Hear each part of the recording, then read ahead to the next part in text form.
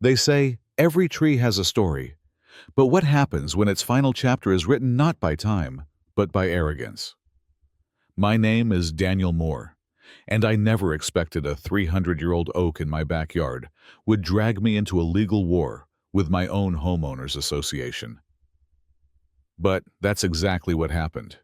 What started as a petty grudge turned into a battle of property rights, community values, and one woman's obsession with control. I didn't go looking for a fight. I just wanted to protect what mattered. But sometimes, standing your ground isn't just about saving a tree. It's about reminding people where the roots of justice truly run deep. I never thought I'd find peace in a place like Foxwood Glen, a gated suburban community with manicured lawns, matching mailboxes, and neighbors who nodded without ever truly knowing your name. But after the loss of my daughter, Lila, I wasn't looking for community. I just needed quiet. The house itself was forgettable, a cookie-cutter colonial like the rest. But the tree, that tree, was something else. A massive coast redwood towered over the backyard, its bark weathered like the hands of a farmer, its branches casting long shadows that danced across the lawn at dusk. According to the deed and several historical markers, it had stood there for over 300 years, long before the neighborhood, before the roads, before any HOA ever existed. Some locals called it the Sentinel. I called it Lila's tree. After her death, I scattered her ashes beneath its roots. That's where she wanted to be. Somewhere quiet, she once whispered to me. Somewhere that breathes. I honored her wish. That tree became sacred ground. Which is why, when I found the first letter from the Foxwood Glen Homeowners Association stuck to my front door with blue painter's tape, I barely made it through the second sentence. This letter serves as notice that the tree in your backyard does not comply with community aesthetic guidelines and presents a potential hazard to neighboring homes. It was signed by Beverly Hawthorne, HOA president, a woman whose personality was as sharp as her handwriting, cold, calculated, perfectly spaced.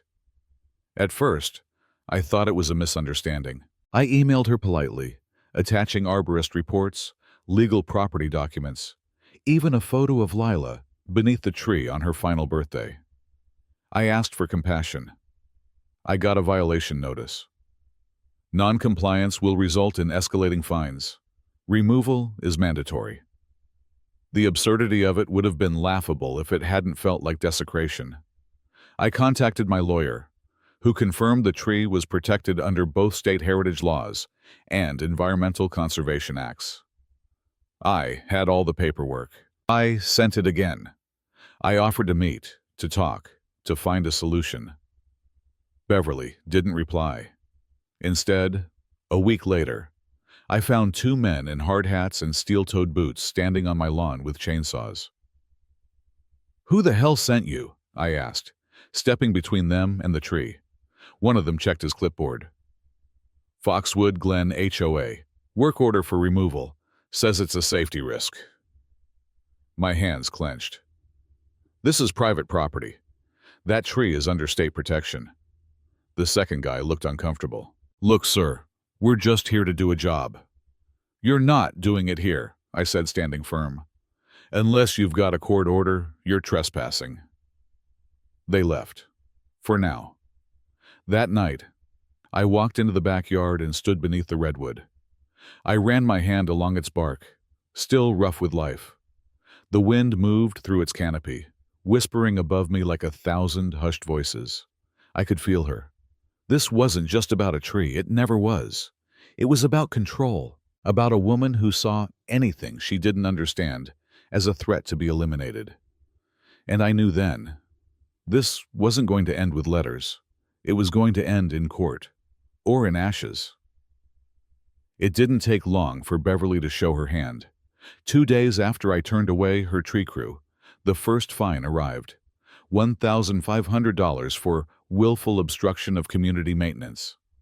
It was tucked into an envelope marked Urgent, HOA Compliance Issue, stamped in angry red ink. There was no hearing, no appeal, just a demand. The next day, I received another, then another, each fine larger than the last, each notice more threatening, laced with legalese and citations from a community handbook so bloated it could double as firewood. I could almost hear Beverly's voice in the subtext, smug, insistent, certain of her authority. My lawyer, Monica Tran, was calm but direct when I showed her the paperwork. "She's overreaching," she said, "but she's playing a long game. She wants to bleed you dry through bureaucracy before you ever step foot in a courtroom." "She'll lose," I replied. Monica gave me a sideways look. "She's counting on you folding first." It wasn't just about money. The harassment went deeper. The next morning, my trash bins weren't picked up. I called the sanitation department. Foxwood Glen had temporarily suspended my collection due to noncompliance with HOA standards. I wasn't sure what standard my garbage had violated, but it was clear. This was retaliation. The mail started arriving late. Packages were reported misdelivered. One of my sprinklers mysteriously snapped in half. Then came the late-night noise complaints, anonymous reports of unpermitted gatherings at my property. Even though the only person in my house was me, it felt like living under surveillance.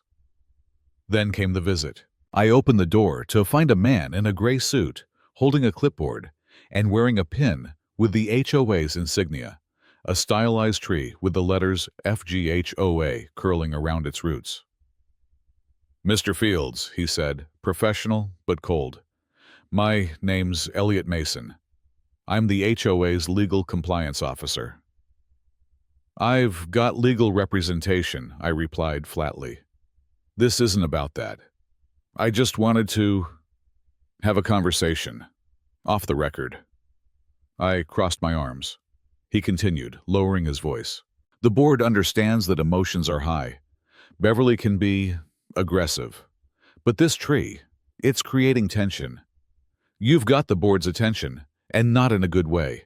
The community wants this resolved peacefully." Peacefully? After weeks of coordinated harassment? "Then the board can drop the fines," I said, "and Beverly can stay the hell off my lawn." Elliot sighed. "You're going to lose more than just money if this escalates. You've got a good reputation in the neighborhood. Don't throw that away over one tree." "It's not just one tree. It's the principle." He nodded slowly, as if he'd expected the answer. "Then I suppose we'll see you in court." As he turned to leave, I noticed a car idling across the street. A black SUV. Same one I'd seen parked outside 3 nights in a row. I couldn't prove it yet, but I was sure the HOA had hired private security to watch me. That night, I sat on my back porch staring up at the tree, its branches spread above like arms protecting me. The wind whispered through the leaves. It reminded me of reading to Lila under that canopy, of her laughter, of the way she'd trace her fingers over the bark and say, "Dad, this tree's older than America." I wouldn't let them take that. I pulled out my phone and opened the app linked to the new security cameras I'd installed. 4 of them, with night vision and motion detection. If they came again, I'd be ready. Monica and I began filing counter notices. She drafted cease and desist letters. I filed an official complaint with the County Historical Preservation Office. We opened a case with the State Environmental Protection Division. It was slow, grinding work. But Beverly's perfect world, it was about to crack. 2 weeks into the legal standoff, the HOA's pressure campaign took an insidious turn. It started with an anonymous letter, typed, "No return address," slipped under my door in the middle of the night.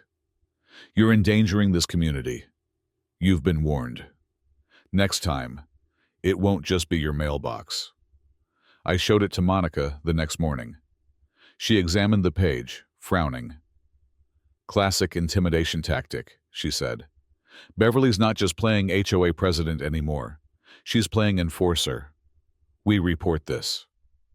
But I already had. I'd filed a police report and handed over the letter. Of course, the responding officer was polite, took my statement, but left with a vague promise to keep an eye on things.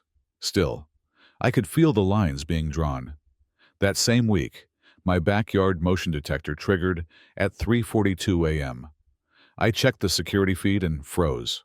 A man in a hoodie, gloved hands, flashlight clutched between his teeth, was cutting into the bark of the oak tree. I bolted out with a flashlight and a crowbar, but by the time I got outside, he was gone. The bark was gouged, chunks missing and a vertical line. Not enough to kill the tree, yet, but enough to stress it. The next morning, I had an arborist inspect the damage. His face grew dark as he examined the cuts. "Someone's trying to deliberately girdle the tree," he said. "It's a slow death. Starves it from the inside out." I filed another report. Monica escalated our complaint to county environmental authorities. But something bigger was coming, and it came in the form of a surprise HOA emergency meeting. I wasn't invited, but Beverly made sure word got around. The meeting was framed as a community safety update. In reality, it was a public spectacle, meant to humiliate and isolate me. I showed up anyway. The room was packed. Residents seated in neat rows, HOA board members up front at a long table. Beverly presided like a small-town judge holding court, flanked by Elliot Mason and two new security volunteers who looked suspiciously like hired bouncers. As I stepped in, heads turned. Some folks looked sympathetic. Most looked uncomfortable. A few just glared. Beverly tapped the mic. "This emergency session is to address a dangerous, non-compliant structure threatening the welfare of our community." Everyone knew what she meant. Despite repeated requests, Mr. Fields has refused to remove a decaying tree on his property. This tree represents a fire hazard, a liability risk, and that's a lie. I stood. "You're manipulating the board, Beverly. You ordered a fake assessment from an unlicensed arborist. I've submitted certified inspections showing the tree is perfectly healthy." "Mr. Fields," she cut in, "you are out of order." I walked to the front, holding a file. "You're out of order, Beverly. You used HOA funds to pay a contractor to illegally trespass and damage a protected tree. You intimidated a resident, and now you're trying to smear me to cover your tracks." The room buzzed. People shifted in their seats. Whispers. I flipped open the file and pulled out a printed still image, the security footage of the intruder cutting the bark. "This man was on my property at 3:42 a.m. I filed a police report. I have video, and I'm offering a $5,000 reward for anyone who can identify him." That silenced the room. Then, slowly, a voice spoke from the back. "That guy looks like Greg Wilburn." All heads turned. Greg was Beverly's nephew, and one of the volunteer security officers hired to patrol the neighborhood. Beverly stood, face pale, lips twitching. "This is slander. Baseless." "Actually," Monica said, stepping in from the side door, "it's evidence, and this meeting is being recorded." She held up her phone. "Please continue, Mr. Fields." Beverly's composure crumbled. She started shouting about rules and power and HOA rights, but the crowd had seen enough. Whispers turned to murmurs, murmurs to outrage. The board called a recess. But it didn't matter. The truth had slipped through the cracks, and it was growing like roots through concrete. By the following week, the winds had shifted. The HOA board was in disarray. 3 members had resigned, citing Beverly's unilateral decisions and failure to consult the full board. Monica and I had become unlikely community heroes, though neither of us had planned to be. But things weren't over. They were just beginning. The county environmental office responded to our formal complaint, and they didn't hold back. An official notice was sent to the HOA, a cease and desist regarding any further interference with the oak, plus a request for a full financial audit of HOA activities over the past 2 years. The icing? The city arborist reviewed our inspection reports and confirmed not only that the tree was healthy, but also that it was legally protected due to its size, age, and species under Colorado's Urban Heritage Tree Preservation Act. Any tampering? A felony. Beverly's nightmare was blooming. And then came the most unexpected turn of all. An anonymous envelope dropped in my mailbox. Inside was a USB flash drive. Attached, a post-it note. "You didn't hear this from me, but you deserve to know what she's really doing." Monica and I stared at each other, plugging the drive into her laptop. A video autoplayed. It was security footage, grainy but clear enough, from inside the HOA's private office. Beverly sat across a table with a real estate agent. A document was laid out between them. We leaned in as the audio kicked in. Why, once the tree is gone, the appraisal value of the neighboring lots increases by at least 9%. That gives you justification for bumping HOA assessments and redirecting the excess toward the Landscape Reserve Fund. "Which I control," Beverly added smugly. The agent laughed. "Just make sure the paper trail stays clean." Beverly: "I always do." Monica froze. "She was never concerned about safety," she whispered. "She was planning a financial scam." It all made sense now. Destroying the oak wasn't about aesthetics or public safety. It was about manipulating property values to justify assessment hikes and funneling the surplus into a discretionary fund Beverly controlled. She was trying to profit from a lie. That night, we didn't sleep much. I forwarded the video to the city attorney's office, the environmental board, and our lawyer. The next morning, Monica helped me draft a community-wide letter summarizing everything that had happened. Facts only, no attacks. Just links to the video, the inspection reports, and the environmental order. We slid the letters under every door in the neighborhood. Then we waited. It didn't take long. By evening, there was a full-blown revolt brewing. Residents gathered in front of the HOA office, waving printed copies of the video transcript and demanding answers. When Beverly emerged, wearing her usual pastel suit and faux pearls, the crowd turned. "You lied to us!" someone shouted. "You destroyed private property for profit. You used our dues to hire your nephew." She tried to speak, but her voice cracked. The composure that once made her a suburban tyrant was gone. Her authority had collapsed under the weight of the truth. Then a woman stepped forward from the crowd. It was Mrs. Langley, the oldest resident on the block. Quiet, kind, and once one of Beverly's strongest allies. "I stood by you for years," she said, voice trembling. "I believed you were protecting this neighborhood, but you betrayed that trust. You don't belong here anymore." The silence that followed was colder than any courtroom verdict.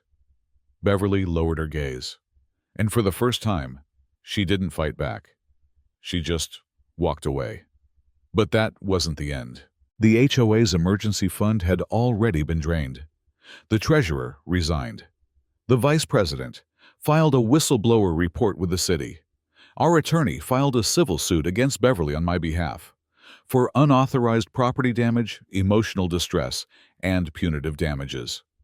The community banded together, forming a temporary leadership council.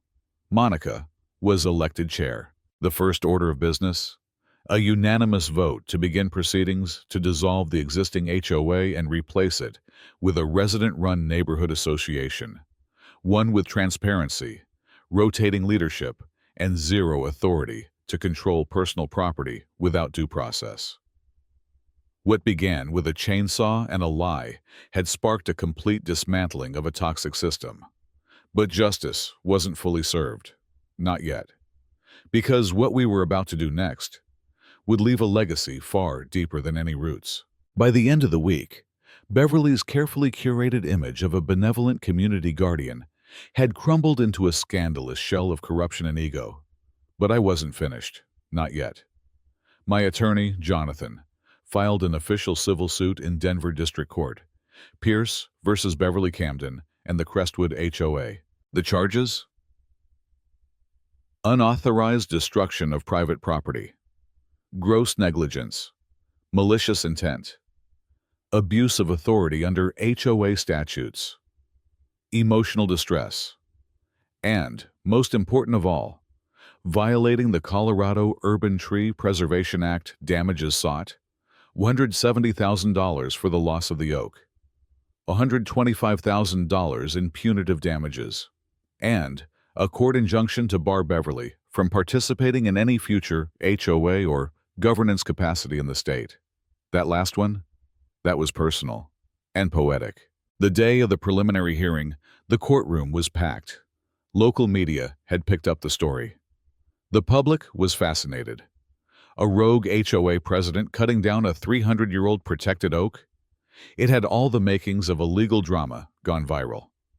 Beverly sat stiffly at the defendant's table, wrapped in a gray tweed blazer 2 sizes too tight. Her attorney looked like he hadn't slept in days. I sat beside Jonathan, calm but focused. Monica sat behind me with a few neighbors, including Mrs. Langley and a couple from down the street who brought muffins. Support came in strange forms. The judge, a stern woman with a fondness for no-nonsense rulings, began by reviewing the evidence: inspection reports, arborist credentials, and most notably, the video footage.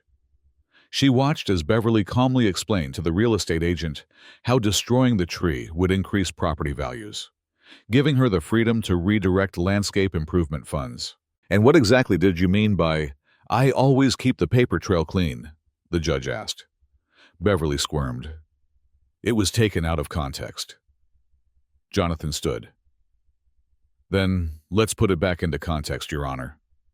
He played another clip, Beverly's deposition, where she admitted under oath that she had never received full board approval for the tree removal and never notified the city about the planned destruction of a protected tree.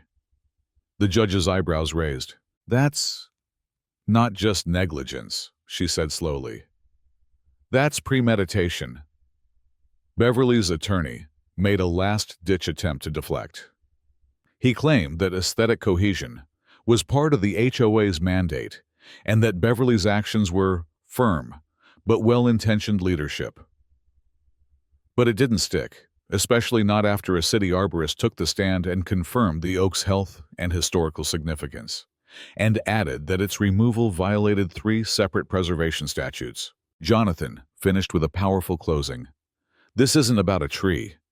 This is about the rot that grows when one person's vanity is allowed to override due process, community consensus, and basic decency."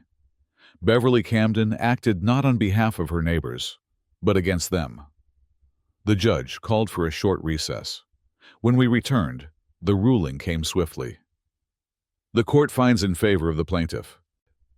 The defendant acted with willful disregard for the law, caused irreparable damage to protected property, and abused her position of trust. The plaintiff is awarded $295,000 in total damages. Additionally, this court imposes a 5-year injunction prohibiting Ms. Camden from serving in any elected or appointed residential governance position within the state of Colorado. Finally, I am referring this case to the district attorney for potential criminal review regarding the fraudulent arborist certification and falsified documents. The room was still. Beverly's face was pale, her lips trembling. She opened her mouth, perhaps to object, but nothing came out. Outside the courtroom, the neighborhood cheered. In the days that followed, the ripple effect was astounding. The HOA was dissolved entirely, following a 92% community vote. Beverly sold her house, quietly, and below market value. A replacement oak sapling was planted in my yard, this time with a small plaque that read, "For the tree that stood, and the neighborhood that wouldn't fall." And then something truly beautiful happened. Monica helped launch Crestwood Commons, a volunteer-based resident council focused on transparency, sustainability, and shared decision-making. No mandatory dues, no power trips, just neighbors, working together. But most importantly, the oak may have fallen, but its legacy. It sparked a movement, not just in Crestwood, but across the region. Other neighborhoods reviewed their HOA bylaws. City officials proposed new ordinances ensuring residents could no longer be targeted by unelected tyrants masquerading as community protectors. And me? I went back to my garden, Still pruning, still watering, still smiling, because sometimes justice doesn't just bloom, it branches out. 6 months had passed since the gavel came down, and Beverly Camden's reign ended. Spring arrived in Crestwood with an energy I hadn't felt in years. It was in the air, the laughter of children on bikes, the gentle hum of neighbors chatting over picket fences, the distant clinks of garden tools working the soil. But most of all, it was in the soil itself. The spot where my ancient oak had once stood was now a circular garden. Not ornamental, not curated. Wild, organic, community grown. A dozen neighbors came together to help plant it, each bringing a flower, a seed, or a story. We didn't try to replicate the oak. How could we? But we honored it. At the center of the garden stood a young bur oak sapling, small and thin, but full of promise. Its roots were already starting to reach, and at its base, embedded in a rock, was the plaque that said it all, for the tree that stood, and the neighborhood that wouldn't fall. That wasn't just poetic. It was true. One Saturday afternoon, Monica and I hosted the first neighborhood gathering under the newly reformed Crestwood Commons. No one was forced to attend. No fines for overgrown lawns. No measuring tape inspections of mailbox height. Just neighbors, food, stories, and healing. Mrs. Langley, who once feared fines for her hand-painted mailbox, brought homemade lemonade. The Thompsons brought a grill. I brought a smile and a cooler full of Colorado brewed beer. Even the Stearns, who used to hide behind drawn curtains, showed up with cookies and genuine conversation. What had once been fractured now felt whole. Later that evening, I found myself sitting by the sapling, watching the last light of the day spill gold across the yard. Monica joined me, her hand slipping into mine. "You ever think it would turn out this way?" she asked. I shook my head. "I thought we'd lose everything." She smiled. "You didn't just fight for a tree. You fought for all of us." "I fought because no one should be afraid to plant roots," I said. "Not in their yard, not in their life." There was a pause. Then she asked the one question I'd been avoiding. "Do you miss the oak?" I looked at the sapling. "Every day. But not because it was old or rare. I miss the feeling it gave me of time stretching before and behind, like I was just part of something bigger, something that mattered." Monica nodded. "Well, you are." The following week, I received a letter in the mail from the Colorado Urban Preservation Society. They had reviewed our case, along with the photos and video from the trial. They wanted to feature the Crestwood tree, my tree, in an upcoming awareness campaign about community conservation and legislative reform. They even asked if I'd speak at their spring gala. I accepted. Standing at the podium, a month later, I looked out over a crowd of city planners, lawyers, homeowners, and even a few kids in scout uniforms. I wasn't there as a victim or plaintiff. I was there as proof. "Trees don't grow in straight lines," I said. "Neither do communities. They twist, break, survive storms, and sometimes they fall. But what matters isn't how tall they get. It's how deep their roots go." The applause didn't matter. But seeing a little girl in the front row scribble those words in a notebook, that did. Back home, Crestwood kept blooming. The HOA was gone, but order hadn't fallen apart. In fact, the opposite happened. Without arbitrary rules and fear-driven meetings, people took ownership of their own corners of the neighborhood. Lawns weren't measured. They were shared. Playgrounds weren't threatened. They were painted and repaired by parents and teens. And the new tree? It grew, slowly, quietly. But it grew, just like us, because when something gets cut down unjustly, it doesn't always mean the end. Sometimes it's the beginning of something more beautiful.